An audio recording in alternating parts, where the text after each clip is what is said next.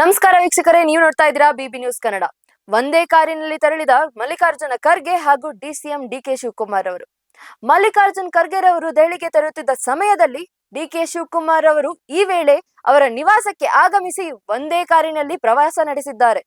ಕಳೆದ 2 ದಿನಗಳಿಂದ ಬೆಂಗಳೂರಿನಲ್ಲಿದ್ದ ಖರ್ಗೆ ಅವರನ್ನು ಭೇಟಿಯಾಗದ ಡಿಕೆ ಶಿವಕುಮಾರ್ ಅವರು ಇದೀಗ ದೆಹಲಿಗೆ ತೆರಳುತ್ತಿದ್ದ ಸಮಯದಲ್ಲಿ ಖರ್ಗೆ ಅವರನ್ನು ಭೇಟಿ ನೀಡಿ ಡಿಕೆ ಶಿವಕುಮಾರ್ ಅವರು ಸಾಕಷ್ಟು ಕುತೂಹಲ ಮೂಡಿಸಿದ್ದಾರೆ.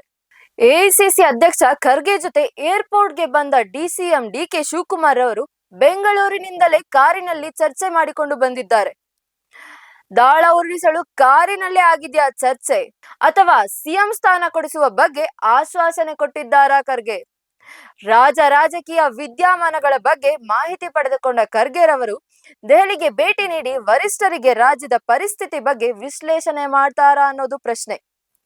ಭಾರಿ ಕುತೂಹಲ ಮೂಡಿಸುತ್ತಿದೆ ಖರ್ಗೆ ಹಾಗೂ ಡಿಕೆ ಶಿವಕುಮಾರ್ ರವರ ಮಾತುಕತೆ. ಇದಾಗಿತ್ತು ಇವತ್ತಿನ ಸ್ಪೆಷಲ್ ನ್ಯೂಸ್. ಇನ್ನ ಮುಂದಿನ ಅಪ್ಡೇಟ್ಗಾಗಿ ನೀವು ನೋಡ್ತಾ ಇದ್ದೀರಿ ಬಿಬಿ ನ್ಯೂಸ್ ಕನ್ನಡ.